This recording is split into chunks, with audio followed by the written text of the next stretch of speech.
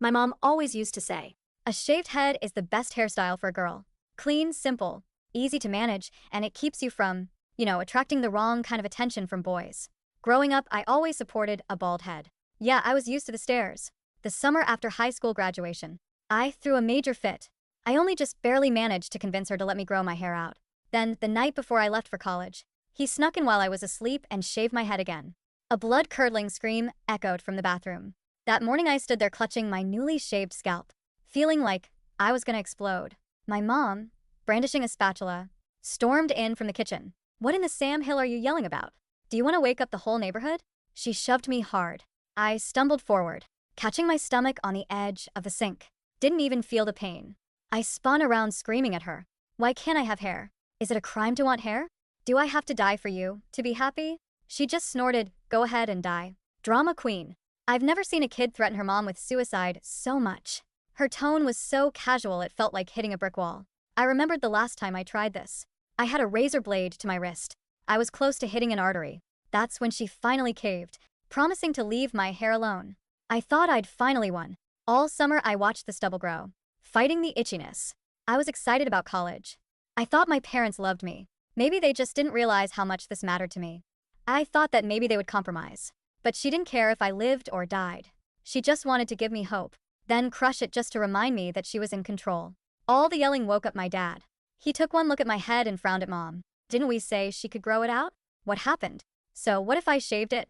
It's for her own good, Mom shot back. She's gonna be an ROTC. All that hair would be hot and sweaty. And she's never been the cleanest. It'll get gross. Dad rubbed sleep out of his eyes and, as usual, tried to smooth things over. Okay, settle down. Your mom's just looking out for you. Get ready to go. The flight leaves soon. You don't want to miss it. Looking out for me. What do you call this? Dad's wishy-washy attitude hit me like a bucket of ice water. I pointed at Mom's carefully styled hair. I'm 18 years old. Can I even decide what to do with my own hair? If bald is so great, why doesn't she shave hers? Smack. Mom slapped me hard across the face. Chelsea, you're pushing it. I've worked my butt off for you, putting a roof over your head, feeding you, and you're gonna talk to me like that? I've always told you, successful women make it on their skills, not their hair. It's not a beauty contest. Now you're suddenly obsessed with your hair. You just want to go off and find a boyfriend, land a rich husband. That's what you want. Mom got even more worked up, grabbing my acceptance letter and threatening to rip it. Maybe you shouldn't go to college at all. Stay home and stop thinking of ways to attract boys. See, Mom had stolen my dad from her best friend back in the day. Mom was fixated on money, so in her mind, all women were scheming. Even her own daughter. She always did this. Whenever I stepped out of line, she'd zero in on what I cared about most and use it against me. When I was 6, didn't want scrambled eggs because it made it hard to breathe. She tore up the math homework I'd spent all night on. She even called my teacher and lied. For 6 years, I stood beside the teacher's desk, head shaved.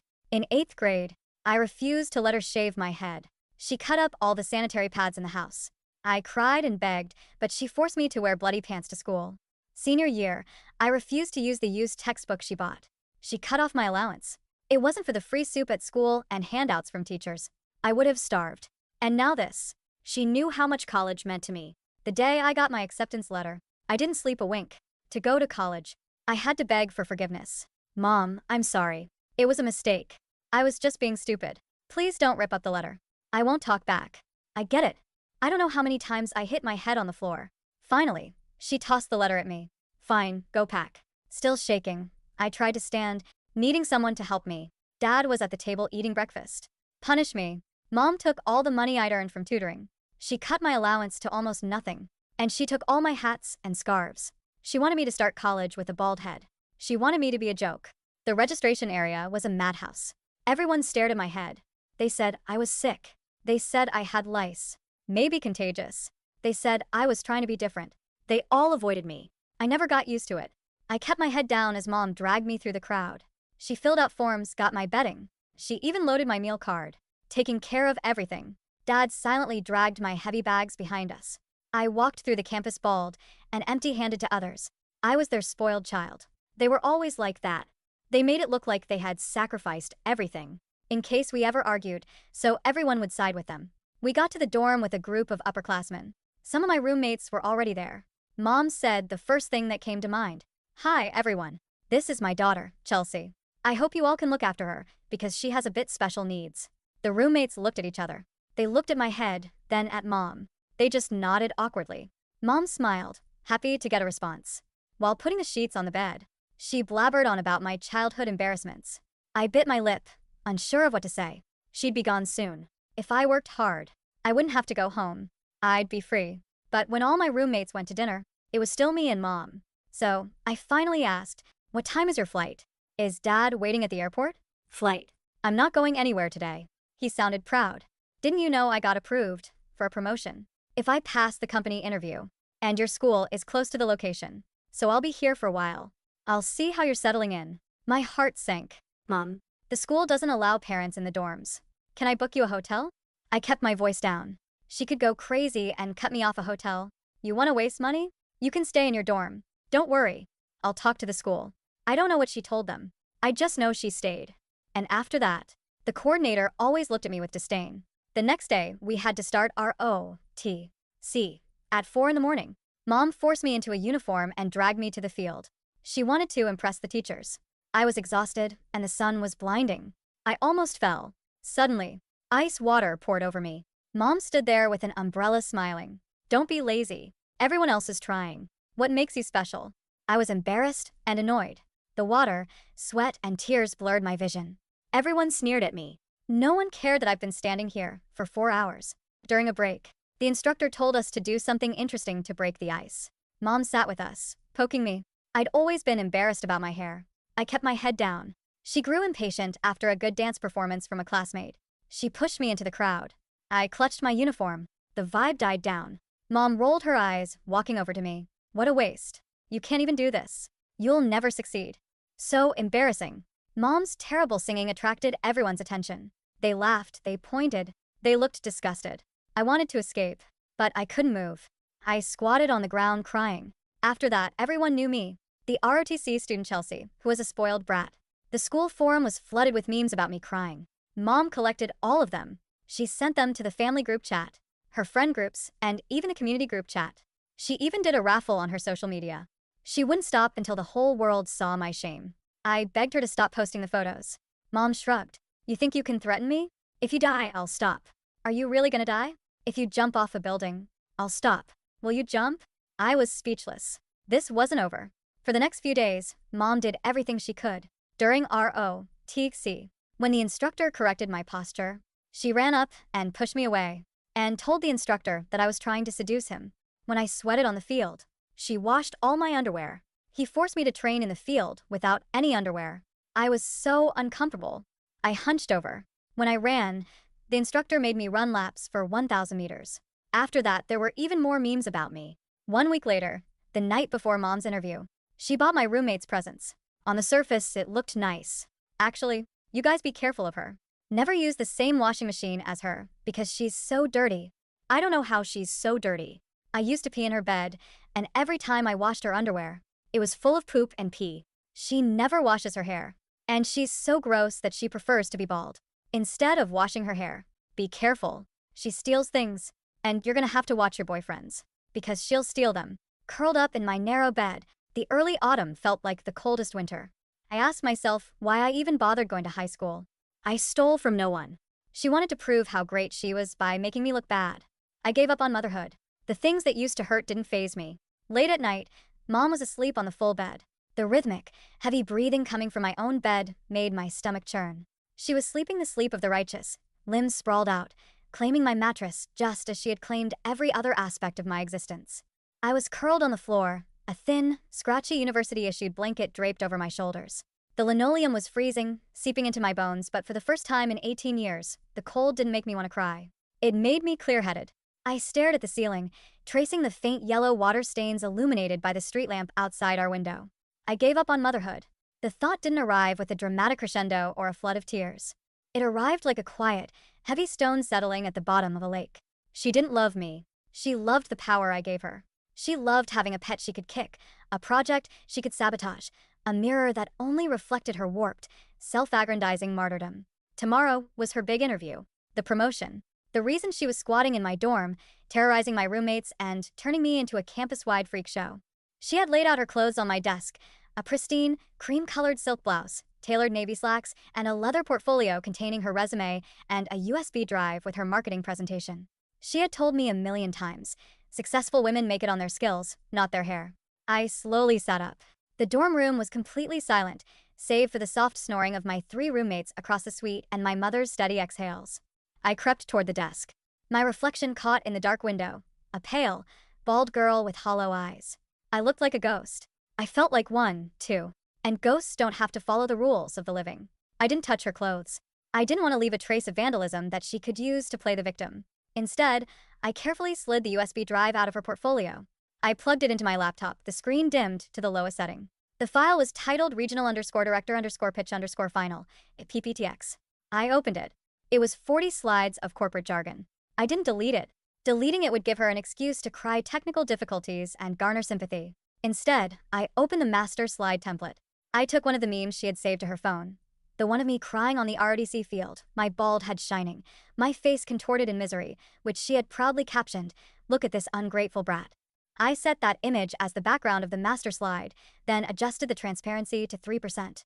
To the naked eye on a laptop screen, it just looked like a slight discoloration, a faint watermark. But blown up on a massive projector in a corporate conference room, my crying, humiliated face would be looming like a phantom behind every single pie chart and bullet point. I saved the file. I ejected the drive. I slipped it back into the leather pouch. Then I looked at her phone, charging on the nightstand. She had set 3 alarms, 6 a.m., 6:15 a.m., and 6:30 a.m. I picked it up. I knew her passcode. It was the date she married my dad, the day she won him from her best friend. 0814. I didn't turn off the alarms. I went into her phone settings, scrolled down to date and time, turned off set automatically, and changed her time zone from Eastern to Pacific. It was currently 2 a.m. Her phone now read 11 p.m. I set the phone back down exactly as I found it. I curled back up on the hard floor, closed my eyes, and for the first time in a week, I slept deeply, dreamlessly. I woke to the sound of my roommates shuffling around, getting ready for early classes. The sun was streaming through the blinds. It was 8:15 a.m. Eastern Time. My mother was still dead asleep. I sat up and stretched. My roommate, a tall girl named Maya with a cascade of thick braids, was tying her shoes. She looked at me, then looked at my mother snoring on the bed. Maya's expression was an unreadable mix of pity and disgust. "Hey," Maya whispered, her voice barely carrying. "Is she supposed to be here?" "No," I whispered back. Maya stood up, slinging her backpack over her shoulder. She walked over to me, crouching down so we were eye to eye. "Look, Chelsea. We heard what she said last night, about the pee, the stealing, all that bullshit." I tensed, preparing for the rejection, the isolation. I looked down at my hands. "Nobody believed a word of it," Maya said softly. My head snapped up. "My aunt is a narcissist," Maya continued, her eyes hard. "A real clinical one. She used to do the same shit to my cousin, dragging her down to make herself look like a saint. We aren't stupid, Chelsea. We see her. And we see you." A lump formed in my throat, thick and hot. I swallowed it down. "Thank you," I rasped. "She's technically trespassing," Maya added, glancing at the door. "If you want her gone, say the word. Me and the girls already talked to the RA. We're just waiting on you. Let her wake up first," I said, a cold smile touching my lips. "She has an interview today." Maya raised an eyebrow, sensing the shift in my tone, but nodded. "Stay safe, bald eagle." She winked and slipped out the door. At 9 a.m., my mother's phone finally blared.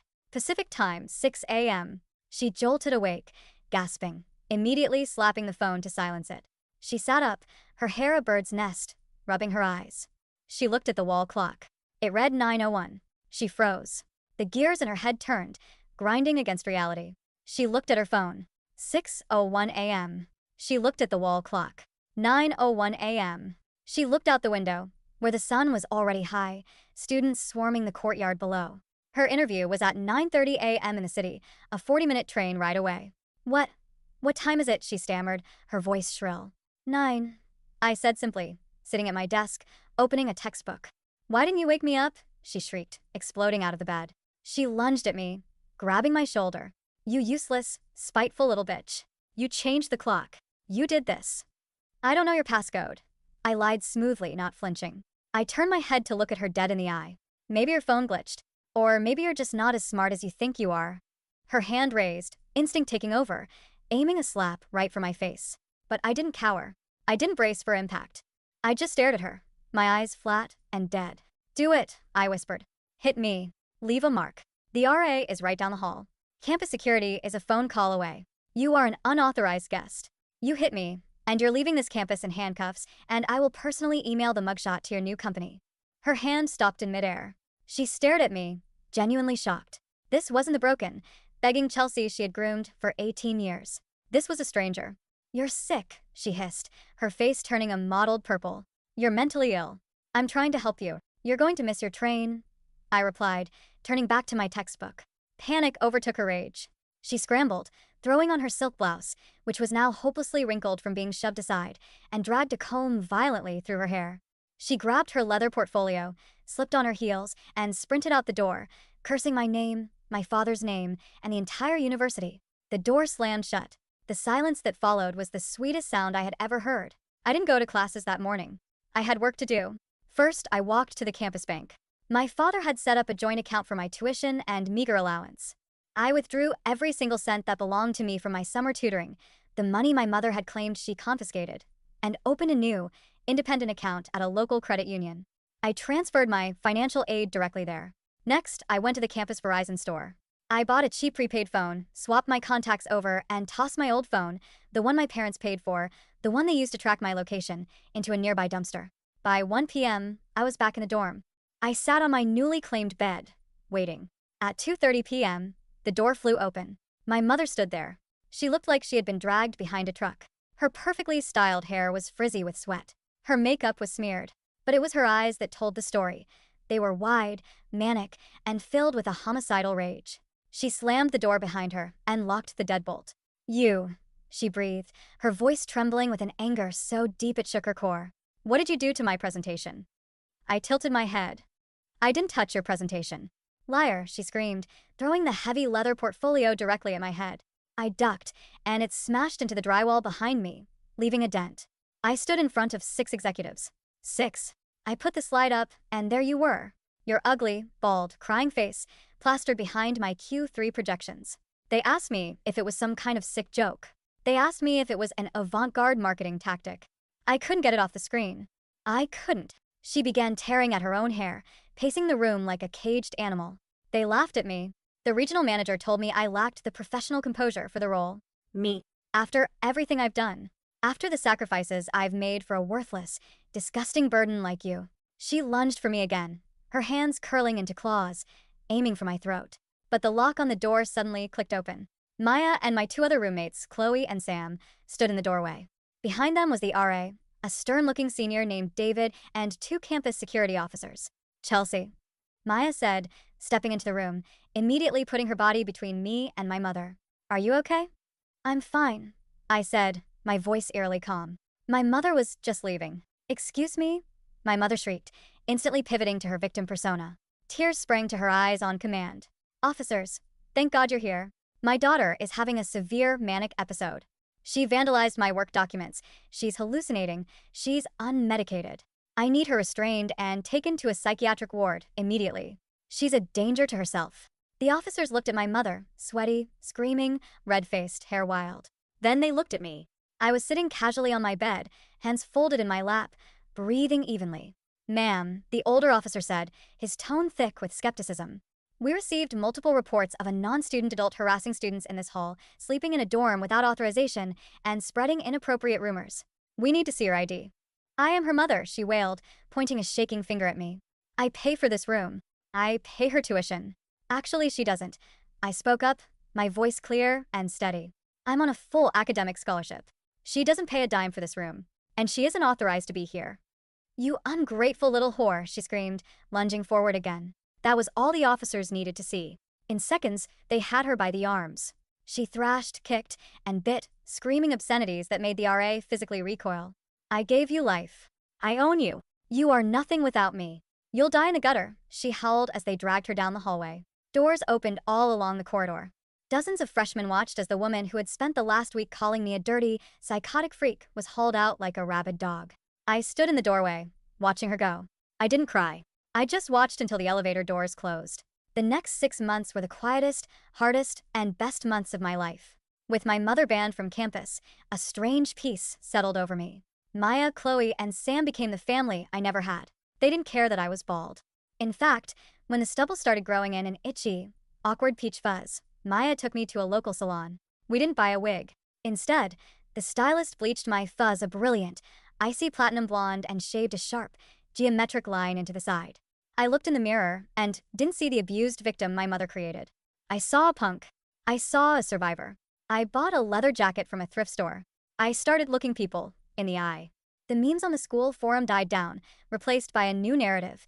Chelsea, the badass girl who got her crazy mom arrested. My father tried to call a few times. I ignored him. He eventually left a voicemail that I listened to once. Chelsea, sweetie, you really broke your mother's heart. She didn't get the job. She's been in bed for weeks. You need to apologize. You know how she is. Just say sorry so things can go back to normal. We cut off your phone, but just call me from a friend's. Don't be stubborn. Normal. His definition of normal was me bleeding, so they could be comfortable. I blocked his number. I threw myself into my classes. I dropped ROTC.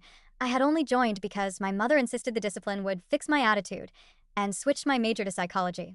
I got a job at the campus library, filing books in the quiet, dusty stacks. I was healing, but I knew, deep down, a narcissist's injury never truly heals. A public humiliation, like the one I handed her, demanded a reckoning. I knew she was planning something. I just didn't know when. The answer came in April. Spring family weekend. It was a massive event. The campus was decorated with banners, the quad filled with food trucks, alumni, and proud parents hugging their kids.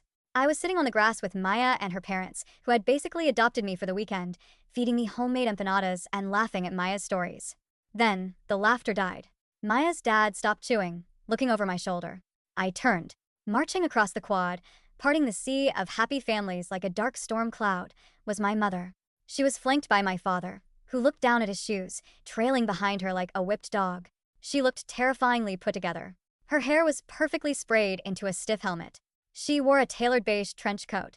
And walking alongside her were two men I didn't recognize, burly, serious-looking men in polo shirts. Private medical transport. Goons. My heart spiked. My fight or flight kicked in, screaming flight, but my newly platinum blonde had stayed perfectly still. I stood up. Maya stood up next to me, her fists immediately balling up. Chelsea. My mother's voice rang out, carrying across the quad. Heads began to turn. Conversation stopped. She stopped 10 feet from me, her face locked in an expression of exaggerated, theatrical sorrow. Oh, my poor sick baby. Leave, I said, my voice carrying just as far. We're taking you home, she announced, turning to the crowd, projecting her voice so the surrounding families could hear. Folks, I'm sorry to interrupt your beautiful day. My daughter has suffered a severe psychotic break. She ran away from her treatment. We brought a private medical team to safely escort her back to the hospital. Murmurs rippled through the crowd. The two men stepped forward, pulling out what looked like zip-tie restraints. She's 18. Maya stepped in front of me, glaring at the men. Touch her, and I'll break your jaw. She is a danger to herself, my mother wailed, a single, perfect tear rolling down her cheek. She looked at my father. Tell them, Richard. My dad looked at me. His eyes were tired, cowardly. Come on, Chelsea. Just get in the car. Don't make a scene. Your mother is very upset. Dad, I said, my voice slicing through the murmur of the crowd. Did you know she lost that job interview because she's legally banned from this campus for assaulting me? He flinched. You liar, my mother shrieked, dropping the sad mom act instantly. Her face contorted. Take her. Grab her now. The men stepped forward. But before they could reach me, campus security, who had been patrolling the event, pushed through the crowd. It was the same older officer from 6 months ago. Hold it, the officer barked, putting a hand on his radio. What's going on here? Officer. Thank goodness, my mother gasped, clutching her chest. These are private medics. We have the paperwork to commit my daughter. She's a severe psychiatric danger. She shoved a manila folder at the officer. He opened it, scanned it, and frowned. Ma'am, this is a consultation request from a private clinic in another state. It's not a court-ordered conservatorship. And she's a legal adult. He looked up, recognizing her. Wait. You're the trespasser from the fall. She's crazy, my mother screamed, her facade cracking, the ugly, desperate truth spilling out. Look at her. Look at her head. What kind of girl shaves her head like a dyke, huh? What kind of daughter destroys her mother's career? I gave up everything for her. I gave up my youth. And she just wants to whore herself out to boys and ruin my life. The entire quad was silent. Hundreds of people were staring at her, repulsed. The mask was completely off. I looked at her, really looked at her. I saw the wrinkles around her mouth, the desperate, hollow vanity in her eyes. I saw a small, pathetic woman who had built her entire identity on crushing a child. "I'm not crazy, Mom," I said loudly, clearly, ensuring every single person in the quad heard me. "I just don't want to be your punching bag anymore." I turned to my father. "And you. You stood by while she shaved my head. You stood by while she cut up my clothes, while she starved me, while she publicly humiliated me. You let her steal you from her best friend, and then you let her destroy your daughter just so you wouldn't have to listen to her yell. You're worse than she is. You're a coward." My dad shrank back, as if I had shot him. He looked around at the hundreds of staring eyes, the disgusted faces of other fathers. He buried his face in his hands. "You arrogant little cunt," my mother shrieked. She lunged past the medics, past the officer, her hands aiming straight for my face. But I wasn't the scared girl in the bathroom anymore. I didn't stumble. I didn't fall. As she closed the distance, I stepped neatly to the side and stuck out my heavy combat boot. She tripped over it. Her momentum carried her forward, and she face-planted directly into the dirt, her expensive trench coat instantly coated in mud, her perfectly sprayed hair snapping out of place to reveal a jagged, thinning patch near her crown. She scrambled in the dirt, sputtering, spitting grass. She looked up at me, pure, unadulterated hatred radiating from her face. "Arrest her," I told the officer quietly. "She's violating a campus ban, and she just attempted assault." The officer didn't hesitate. He pulled my mother up by her arms, clicking the handcuffs around her wrists.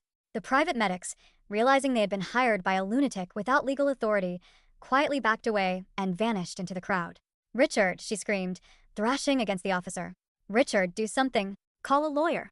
Make her stop." My father stood there. For a long moment, he just looked at his wife, covered in mud, handcuffed, screaming like a banshee in front of half the university. Then he looked at me. I stared back, my platinum hair catching the sun, my expression cold and unyielding. He didn't say a word. He turned around, put his hands in his pockets, and walked away toward the parking lot, leaving her behind. "Richard." Her scream was blood-curdling. It echoed off the brick buildings. It was the exact same scream she had forced out of me the night she shaved my head. I watched as they put her in the back of the campus cruiser. I watched the car drive away. I stood there until the red taillights disappeared around the corner. Maya wrapped an arm around my shoulder. "You hungry?" she asked casually. "My mom made extra empanadas." I took a deep breath. The air smelled like spring grass and freedom. "Yeah." I smiled. "I'm starving." 3 years later. The graduation gown was heavy, trapping the late May heat, but I didn't mind. I sat in the front row of the stadium, waiting for my name to be called. My hair had grown out. I kept it in a sharp, asymmetrical bob, the ends dyed a deep, vibrant violet. It was thick, healthy, and entirely mine. I graduated summa cum laude with a degree in clinical psychology. I had been accepted into a PhD program on the West Coast, as far away from my hometown as geographically possible. I hadn't seen or spoken to my mother since the day she was dragged off the quad in handcuffs. I heard through the grapevine, relatives who eventually reached out once the truth of her arrest circulated, that my father had finally filed for divorce. Without me there to act as her emotional toilet, she had turned her toxicity entirely onto him, and he had finally broken. She was living alone in a small apartment, alienated from her friends, fired from her subsequent jobs because she couldn't stop starting dramatic conflicts with her coworkers. She was exactly where she belonged, alone with herself. My phone buzzed in my lap. I pulled it out. It was an unknown number. Against my better judgment, I let it go to voicemail. A minute later, the transcription popped up on my screen. "Chelsea, it's Mom. I know you're graduating today. I bought a dress. I wanted to come, but I know you'd probably just embarrass me again. I hope you're happy with what you've done to this family. If you want to apologize, I might forgive you. Call me." I stared at the text. Once upon a time, those words would have sent me into a spiral of guilt, self-doubt, and panic. I would have questioned my reality. I would have wondered if I really was the monster she claimed I was. Now, I just felt a profound, echoing pity. She was still playing a game on a board that I had burned to ashes years ago. "Chelsea Davis," the dean called out over the loudspeaker. I stood up. The crowd cheered. I could hear Maya screaming my name from the bleachers, flanked by her parents who were holding a ridiculously large sign with my face on it. I looked down at the voicemail. With a single tap of my thumb, I pressed delete. Then I blocked the number. I slipped the phone into my pocket, adjusted my cap, and walked across the stage, the sun warm against my face, the breeze tangling my violet hair, finally stepping into a life that was entirely, beautifully my own.